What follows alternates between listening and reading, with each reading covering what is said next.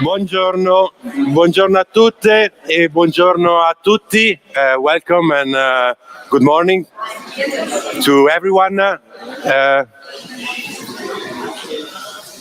Welcome to the 13th edition of the design workshop powered by IAAD. First of all, I would like to thank Galleria d'Italia for having us in this amazing venue in the center of Turin, in the center of Piedmont in Italy.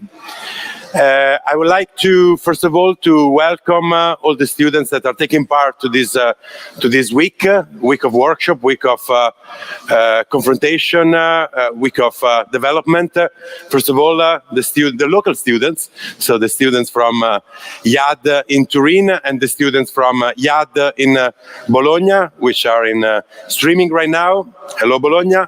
And then we have students from SEV from Nantes, Paris and Bordeaux. We have students from École de Condé, again from Paris and from Nancy. We have students from Spain, from Barreira in Valencia. We have other students from Italy, from our cousin school, which is Accademia Italiana in Florence and Rome. We have students from Austria, Salzburg University of Applied Science, students from India, UPES University. We have students from Scuola Holden and Politecnico di Milano. So, benvenuti a tutti and welcome to Turin.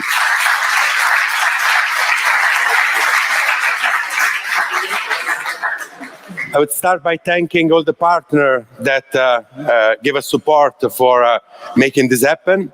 And Itinerari Paralleli, Desis Lab from Politecnico Milano. A big thanks to ITC ILO.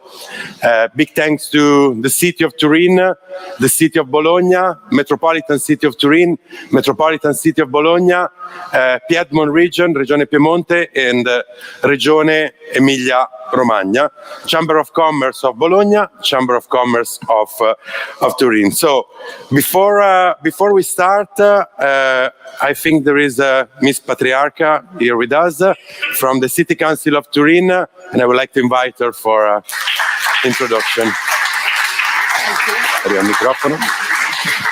I'm really glad to represent the Council of Turin in this in such an important event, especially because Torino has a long tradition in this field, and I hope that occasion like this can increase this interest, especially for the focus that you choose for your IAAD design workshop. The 13th edition, I think, is for you. That it's really important for our city, and it is the same focus we are trying to reach with our politics. So thank you, and have a good day, and have a good job, a good work for everything. Thank you very much.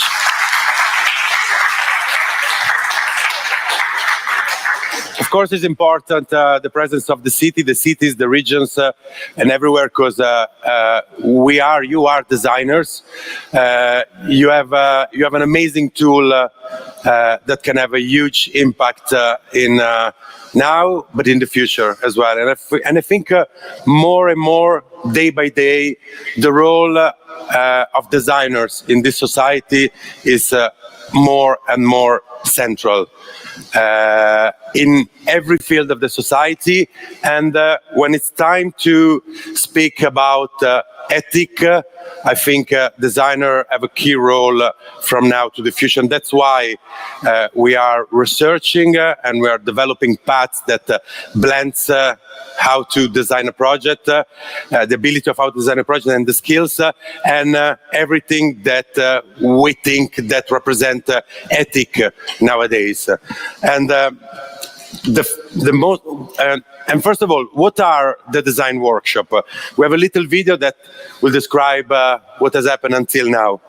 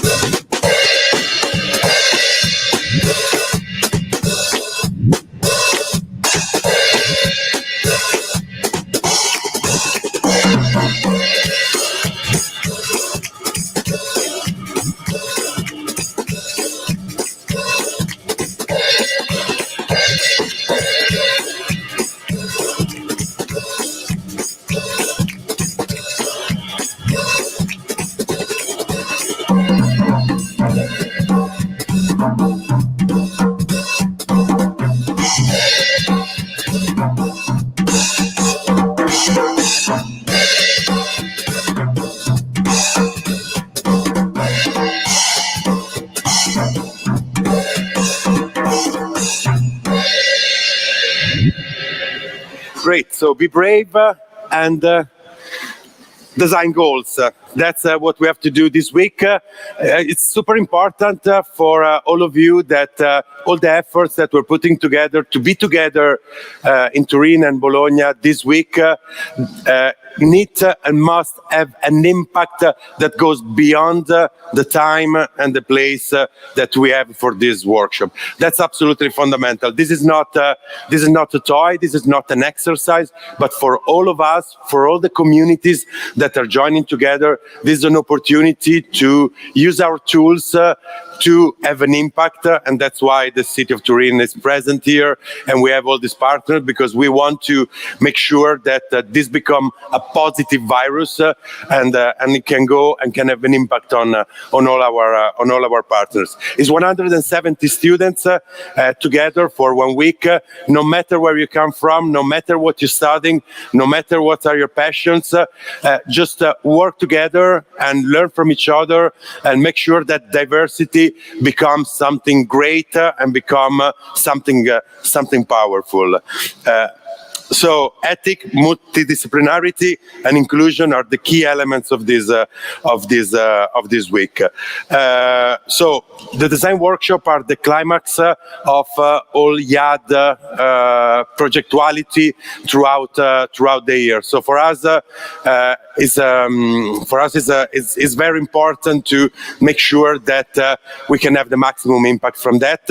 And I really want to thank Raffaella Romano, all the academic staff, all the staff of IAAD, and Sergio Galasso, which will be coordinating this workshop, because they've been an amazing job. So I would like just to have a round of applause for them. And I hand over the microphone to Sergio Galasso, which will introduce you deeply in what we'll be doing in this week.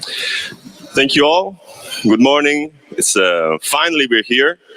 It's been a long journey this year to have you all here, and if we are here, it's because of you. So really, a round of applause to you. Really, thank you very much. Thank you. And I also want to thank, as Alessandro said, all the staff, the academic staff, Raffaele Romano, Giulia Camassa, Carlo Carongiu. Really, everyone was amazing during this work. Of course, I have to thank all the workshop leaders, the visiting professors, and the guest speakers that will talk today, and that maybe Alessandro then will go deeper in introducing them. Why we are here, and why are we talking about the 17 SDGs? We cannot just not talk about them. Today, it's really too relevant to understand our role in society. As designers, as professionals, we cannot just skip the theme. So we decided to work on the 17 SDGs, but we decided to work on them starting from what the UN decided were the main areas of intervention of the 17 SDGs, which are called the 5 Ps, which are people, prosperity, planet, peace, and partnership. These are the 5 main topics under which all of the workshop leaders really made a great effort to create specific workshops for you to work on, each one dealing with a specific topic, from climate to renewable energy to conflict. So all solutions that we hope in 1 week to see with your work, your effort, and of course your collaboration. You know, as teachers, as an academic institution, we all want to see you succeed in your career, become excellent designers, and pursue all your dreams. But we have to add something more now. We think that you have to really be responsible, ethically courageous. You have to empathize with the world. When you design, you're not just designing for your client or your partner, you are designing for the world. And it's not rhetoric, it's true. So now you have the time to work together, to meet each other, to have fun. You have 1 week. For those who are coming from abroad, you can, of course, enjoy Turin, Bologna, and I really hope you will have a wonderful week. But at the end of this week, that we will follow just jumping around from one workshop to another, we want to see some results. And these results must be creative, concrete, and of course, sustainable. So be brave and design goals. thank you very much. And I am glad to introduce the first guest speaker. If we have him online directly from New York, she is connected. I think. Let's see if she's already online. She woke up a little bit early today. I think around 5 o'clock in the morning. So I hope she's online. I'm talking about Mariana Matullo. She's Vice Provost and Academic Dean at the Parsons University, the New School of Design in New York. She has been for many years in the Art Center Management Design in Pasadena, California. So she traveled around the world. Hello, I can see her now. Mariana, very welcome to you. Hello, good to see you all. Perfect. Thank you. And Mariana is an expert, a practitioner, and a designer that works in the crossroad between design, art, and management. If you want to check her out, her latest work, she's co-author of a publication called Design for the Social Innovation. You can actually find this publication also in the IAAD library in Turin. It's a handbook for designers that want to learn about best practices on how design can really influence and impact on territories and communities. But enough with me. I would just want to give the floor to Mariana for her speech and inspirational, we hope. And thank you all, and have a great week again. Mariana, for you. Thank you very much, Sergio. Hello, everyone. Let me start by congratulating all of you for being part of this incredible workshop. And it's terrific to join you remotely from New York City with a few remarks. So hopefully this technology will work and I can share my screen. There we go. And today I really want to encourage you to be brave, as the topic of the workshop invites us to do, in how you will be looking at the challenge ahead of you in this workshop. So indeed, I am very close to the Empire State Building here in New York, and it's just the early signs of morning here in New York City on Monday, February 20th. And I've been privileged to be part of the faculty at Parsons School of Design and the New School now for almost 6 years, when I joined the School of Design Strategies, where I'm a professor of strategic design and management. Before that, as Sergio mentioned, I had the unique joy to work with incredible students and faculty from around the world, but based in Pasadena in California, when I co-founded Design Matters, which was the social impact program that went on to really grow a lot and continues to thrive at Art Center College of Design. And there we did more than 150 projects with United Nations, with nonprofits, with NGOs, with community organizations close and near our campus, looking at how designers indeed are agents of change and of positive change. So I'm very excited to be a very small part of this incredible workshop that our colleagues at IAAD have put together, because these are issues that matter greatly. Indeed, we are already hitting the midway mark for the Sustainable Development Goals for 2030. We have 8 years to go, but the time is really very urgent to act on these 17 goals. And it's a new context for action that we're living in today. Why? Because we know that as we come out of the pandemic, we have learned that society, as the great designer and theorist Horst Rittel once said, designers and design and all of us increasingly in society, we have to operate pre-factually. That means that we don't have always all the facts to make decisions. And COVID taught us that there was no playbook to fully address our responses. And designers in many ways are agents who can navigate this ambiguity very well. There's prevailing turbulence, as we know. There are significant changes in our social, economic, and ecological structures these days. And all of that is called by the Sustainable Development Goals.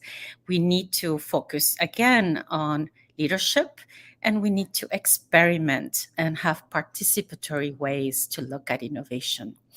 These are times of mega changes where the velocity and the magnitude of political, social, and technological change really have created a new normal. It's a new decision-making landscape, and a lot of contradictions, right, and conflict across multiple systems are impacting our health, our finances, our energy, and our educational systems in a global context that keeps shifting, but where there's also opportunity.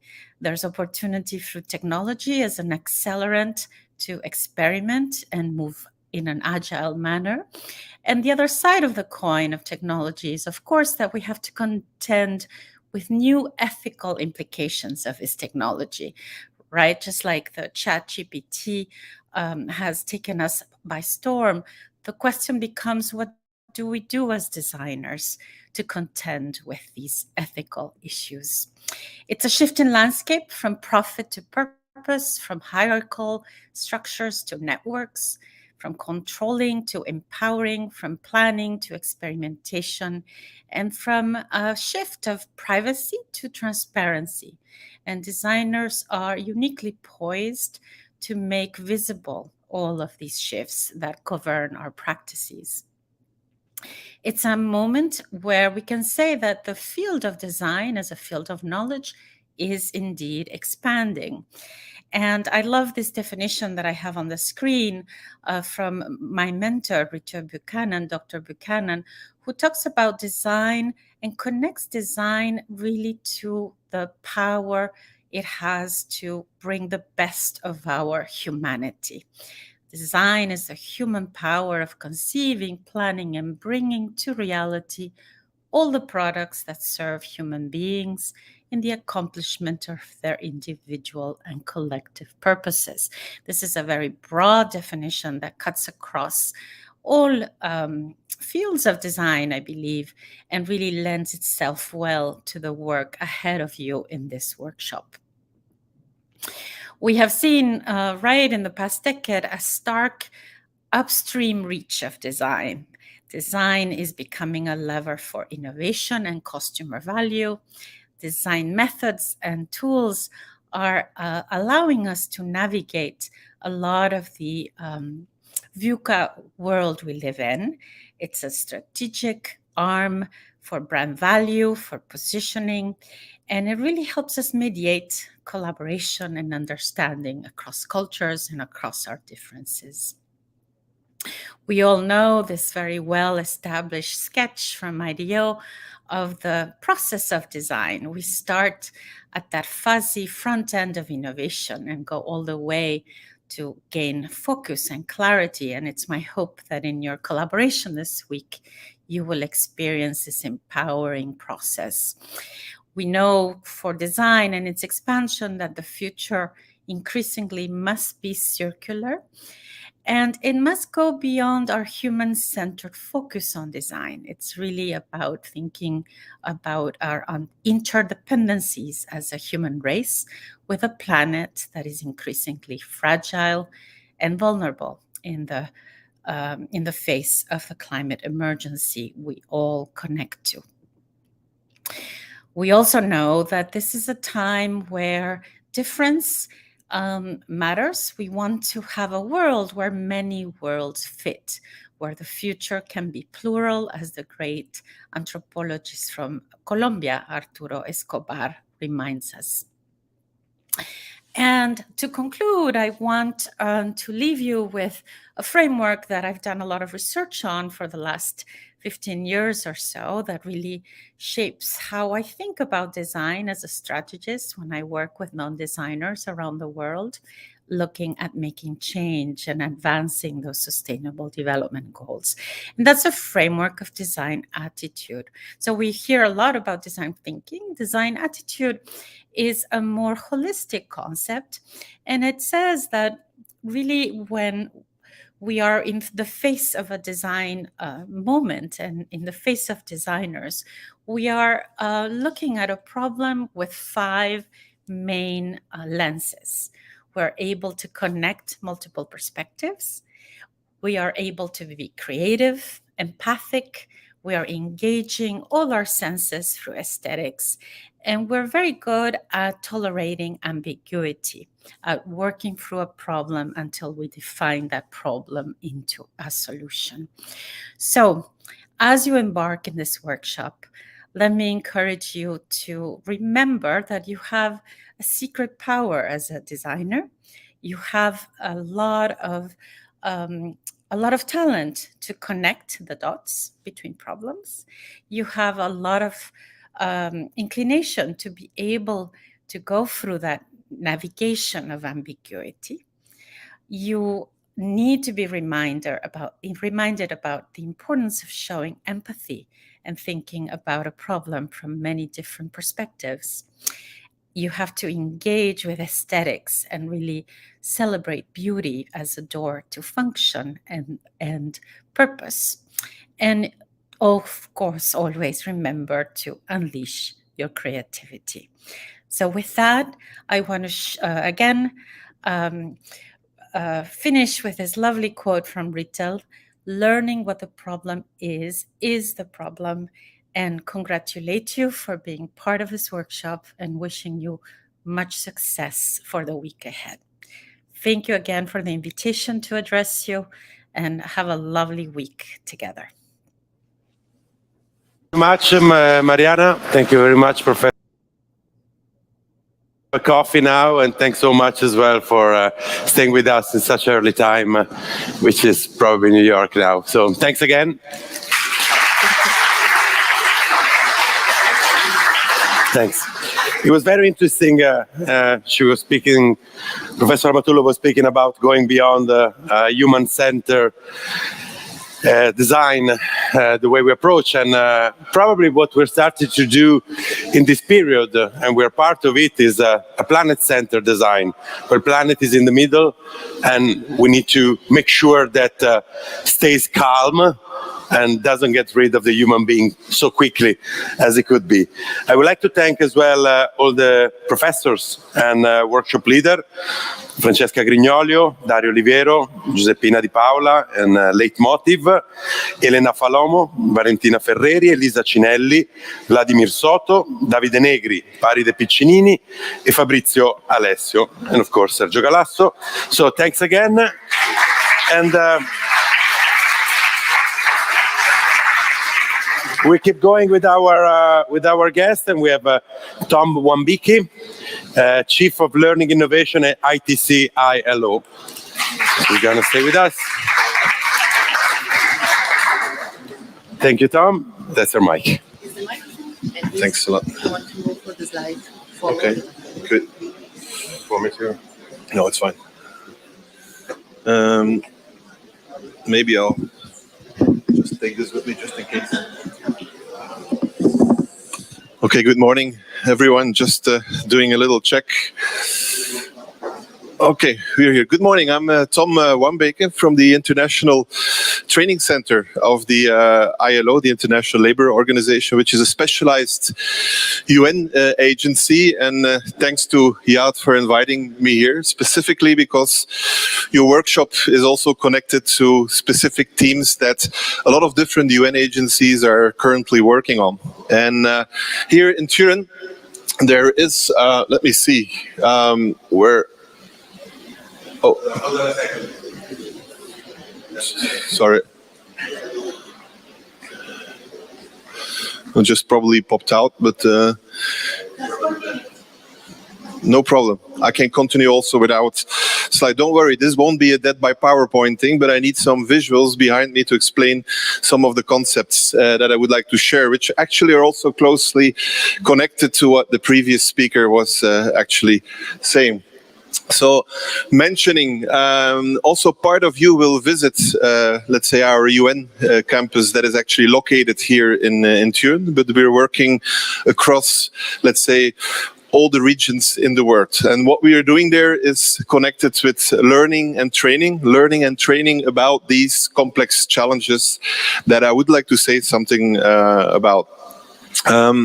When you actually have prepared, let me see if it's already linking, not yet, but let me just continue then. And I would mention, if you would ask, you're interested in these goals, you would like to work on it, you're going to work on specific projects, and would any one of you would think, probably here in the room, I look at maybe 50 to 60 people, or 150, 60 people, would you ever think of working for the UN? This is just a question that I'm asking, because often when you think about the UN, you think about some of the disasters that are happening. You see the UN peacekeeping forces reaching out, or you look into the news and you hear that in New York there's a Security Council, and you think, well, probably you need to study international relations, or you need to study law or advanced economics. Well, the story that I wanted to tell you today, and actually looking at it, more and more the skills that we will need to tackle these kind of complex challenges are going to be fundamentally design challenges. If I look in my own team, I have a team of 20 people out there that are based in Turin, but they travel globally the world. I have at least 5 people with a very specific design background. If I look into the partnerships, that's basically SDG 17, the partnership also with the IAAD. I have some of your professors actually working with us, Vlad, who is sitting here up front. So I think that's actually the reason why I would have liked to share with you, let's say, 3 kind of inspirational principles that maybe are going to be useful also in your workshops. Just asking to the technical people if the PDF is up and running, because now I have some images to show that I would need out there. In the meanwhile, asking to you, some of the problems that you're currently going to study this week, could someone of you share with me some of the challenges that you're going to work on? In the introduction, you already mentioned the 5 P's, from people towards partnership, but is there someone here in the room that said, like, look, we're going to work in this specific angle? Do they know already what challenges they're going to work on? Not yet. So which challenges would you aspire to work on? Where are you passionate about? Can I ask a few people here? Don't be shy, because in the workshops you will need to interact non-stop with each other. Can somebody give me an example on what kind of problem or challenge you would like to be inspired on? Also in general. Any volunteer? Yes. Hi. Maybe global warming. And anything specific on the climate change problem, global warming? Is there any specific angle you would like to focus on? Maybe on renewable energy. Okay. So the whole field of renewable energies out there. Anyone, any other challenge? That's one big one. Yes, I'm going to hand out the... Thank you. I'd like to be inspired by the problem the starve that now there is in Turkey and Syria caused of the earthquake. Okay. The earthquake in Turkey and Syria. Yes. You saw a big earthquake, one of the biggest disasters that happened in the country. What can you do there? Let's say from a design perspective, there are a lot of different discipline angles that you can actually jump onto. And that's not only the UN and other partners that are out there. No news from the backside? Then I'll just continue. So thanks for these 2 examples. We are there, shifting mindsets. It's coming on.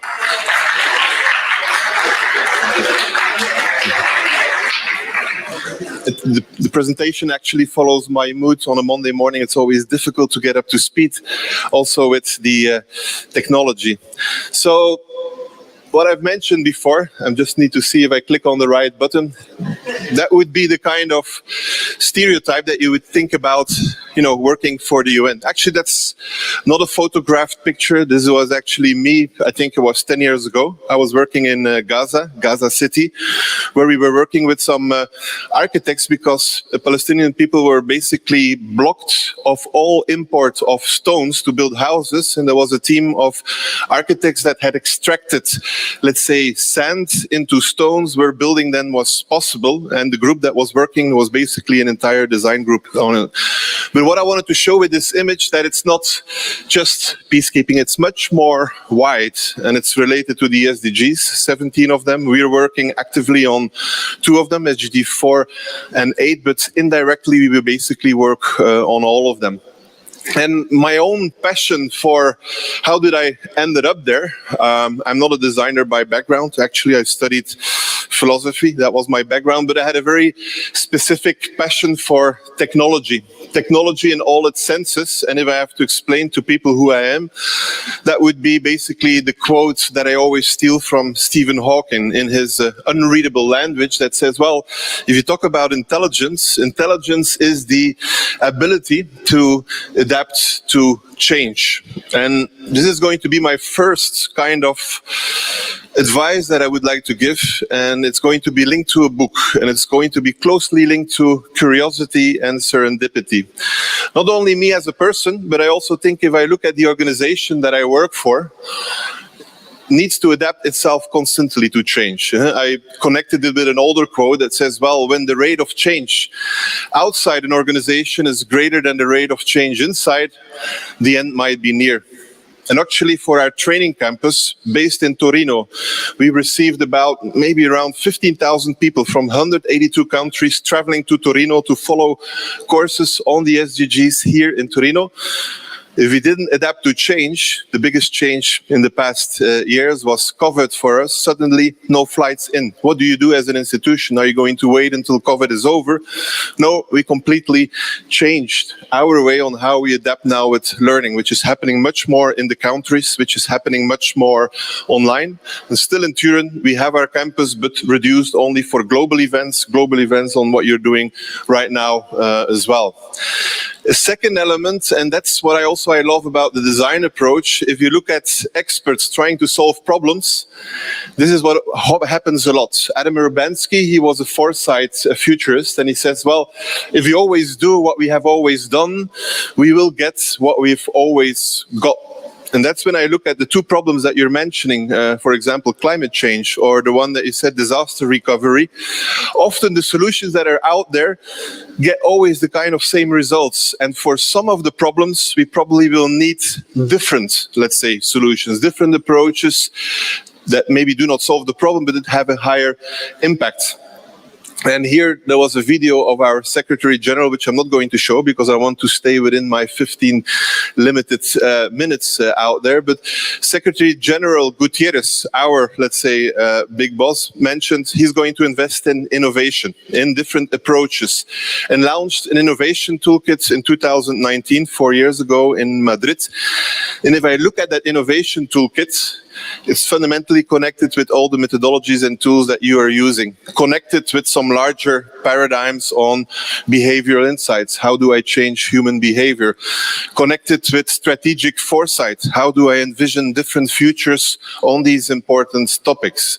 So you will see that, and I don't think it's only in the UN, it's basically in the larger society that these methods are going to be appreciated, because often this is what we are confronted with in our institutions, in our organizations. You might have a very cool idea, but stop, we don't have time, we don't have the resources, we are too busy.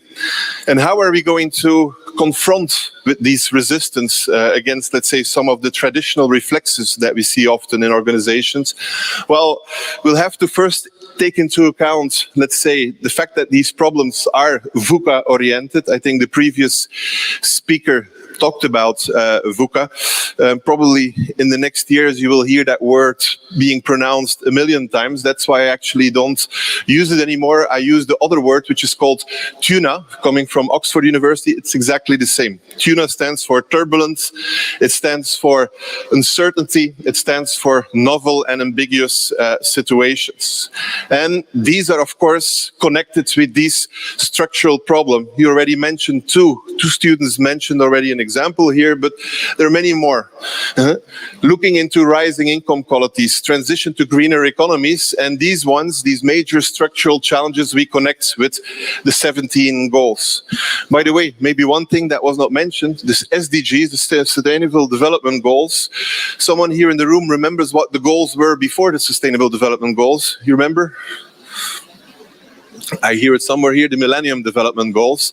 But what is the big difference between Millennium Development Goals and Sustainable Development Goals? That the Millennium Development Goals were basically determined by a group of experts, very smart people, that defined at that time the Millennium Development Goals. The SDGs went through a different way. It was not a few experts. It was done on a kind of a global consultation from the world with different people and asked, what is the world we want? And this kind of collaborative, co-created, let's say, atmosphere led to the construction of the 17 Sustainable Development Goals. So tapping into the collective intelligence of the crowd.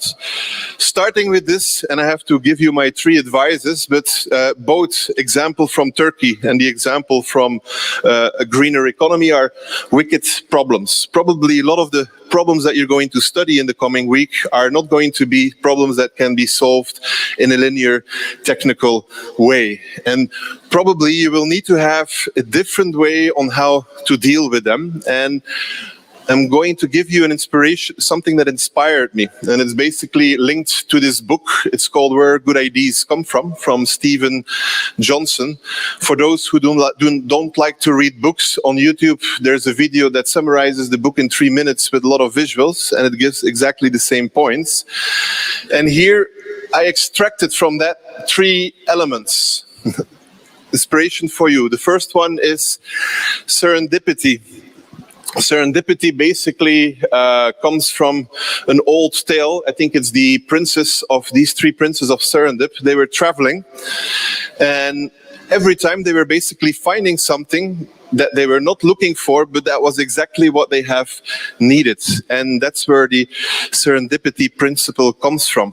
Try to look, I would say, beyond your own workshops, your classes. Keep up, let's say, the 24-hour curiosity factor into your mind, because those are going to be the moments that a kind of a breakthrough will go in your project.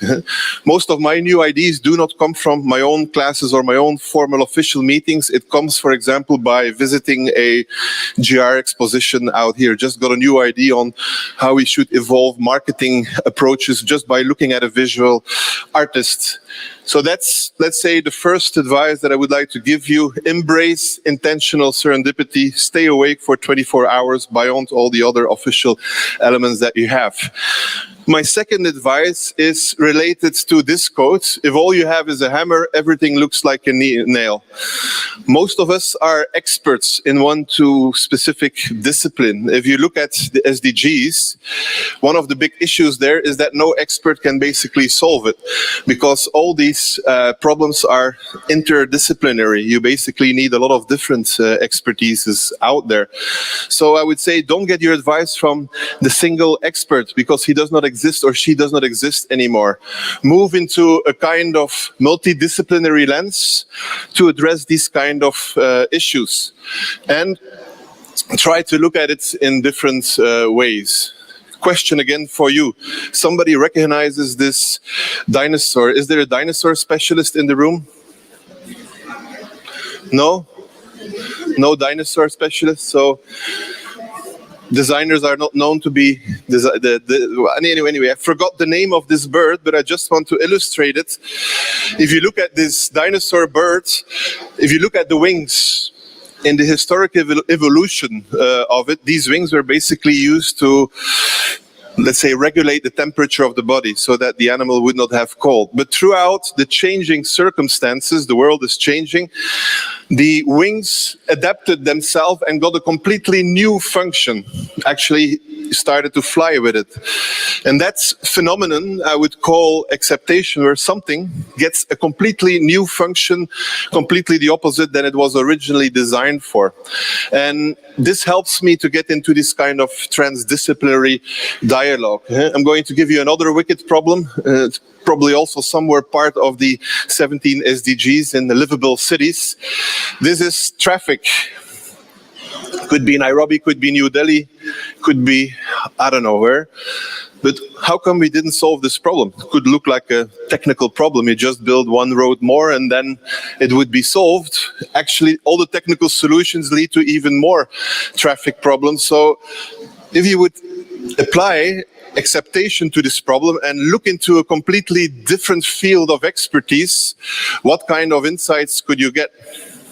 Look into complex problems, look into brains, look into the internet, look into COVID, look into nature. If I look at the nature, the innovation science, they would say, look at the ants out there. You know, they don't have traffic jams, they don't collide.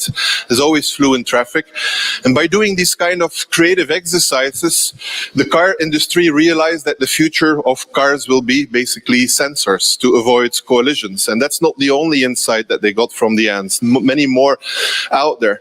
So basically people started to, can we learn from other, let's say, complex adaptive systems? And not only in the engineering world, where I would look at trains and helicopters, but also, for example, in my world, in education and technology. If you look back in history, what you see there is Gutenberg, the inventor of the first book press. You would think, is he a book press expert?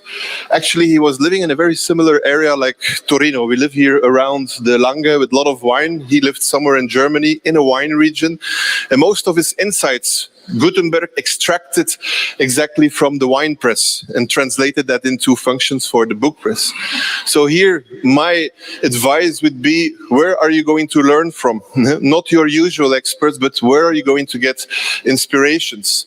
For myself, it was in innovation, and I worked a lot together with architects, not with educational specialists, because I said architects are the ones that can create spaces in which we could learn, and some of you will visit it this afternoon. We built, let's say, inspired by Harvard Innovation Labs here in Torino, also a kind of a learning lab in our campus. So learn from brains, learn from bacteria, learn from immune systems, so that you can also think differently and not just address these problems in a very linear way.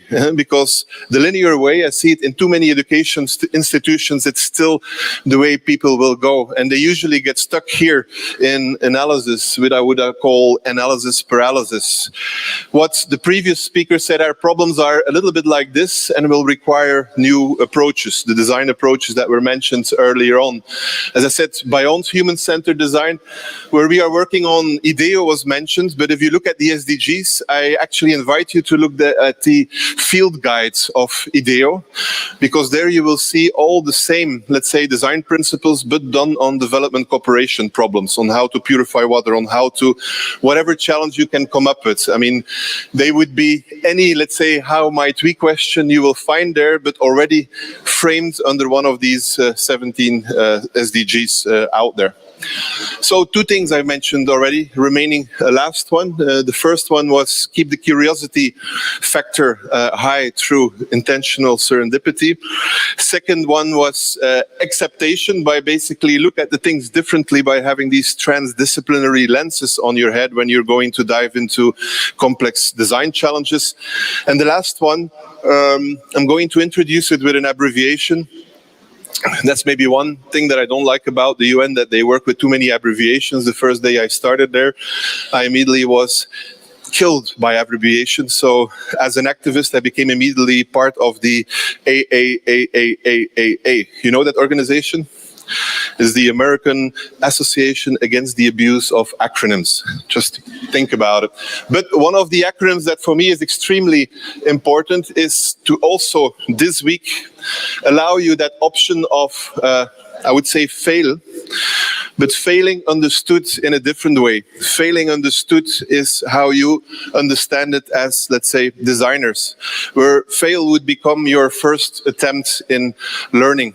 And that's something extremely important. It's the same what Edison was saying. I haven't failed. I've just found 10,000 ways that did not work. And for those, is there somebody of Sweden in the room? Someone from Stockholm? I heard different countries, but nobody of Sweden. Anyways, the next time you go to Sweden, go to this museum. It's the Museum of Failure, where you basically see all the possible failures in the world exposed in a very nice museum and what you can learn from those failures. It's a little bit like the nutty professor trying to find the strongest glue in the world, making the connection with his ID, which was messy, full of paper, and suddenly that link led to the birth of Post-its, the ones that you use a lot, $1 million industry right now. So learning is the only way to turn failure into success. Last two slides that I want to mention is, I'm getting blocked again. Let me see, maybe I have to, can I go back? Let me see. Yes. And that's the last one that I would like to mention. And I'm getting again the Secretary General into the picture. For those who went once to the Web Summit in Lisbon, it's like the biggest event on a yearly basis here in Europe, where we think about the future of internet and related digital technologies. He was invited there a few years ago, and they asked him, what is, according to you, the future of the world, the internet? What are going to be the skills that you young people will need to have completely in order to succeed in your personal and professional life? And his answer was very simple. He said, learning how to learn, because the way we are changing and have to adapt to all these different circumstances, this kind of skill is going to become one of the most important skills. In educational sciences, we call them metacognitive skills, but in human, let's say, words, if you solve a problem, don't look at just how you have solved the problem, but go a little bit deeper. Dive deeper in what I would call double loop learning. Ask yourself, why did you do what you were doing right now? Look at a little bit at the cousin of 5, 6, 7 years that asks you always why, and then you have to give an answer, and then by your big frustration, he answers or she answers again with why. Do that why exercise 10 times, and you will get very deep towards the purpose of your own work or thing that you're busy with. So to end with my last quote, and to also finalize my discourse, because I went beyond the 50 minutes, according to me, the illiterate of the 21st century will not be those who cannot read and write, but those who cannot learn, unlearn, and relearn. And I wish you a lot of good luck this week in a nice learning, collaborative exercise together with all the colleagues here in the room on these wonderful design goals. So good luck. Thank you very much.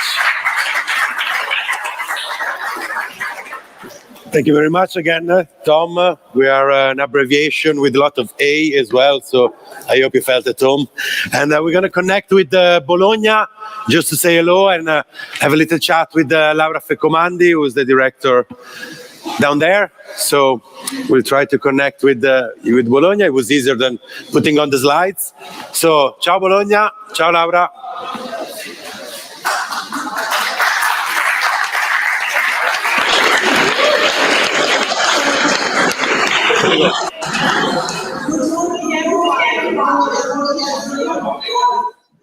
I'm thrilled to be here in our first edition of the Cloud Workshop.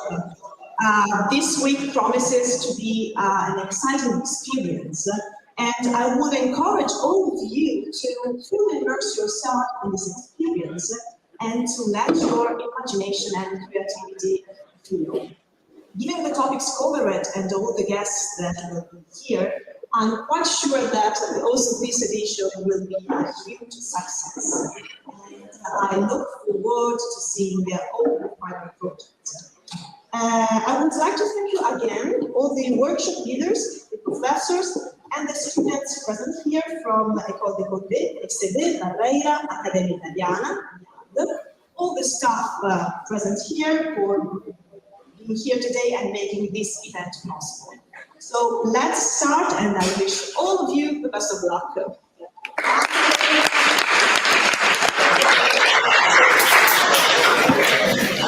So thanks very much to all the Bologna staff, students, and everyone. I say it's time to end this presentation and to start the workshop. We really look forward to see what you can produce this week. I hope there will be a lot of round wheels, and we detect them, and we'll make sure that they keep rolling and rolling.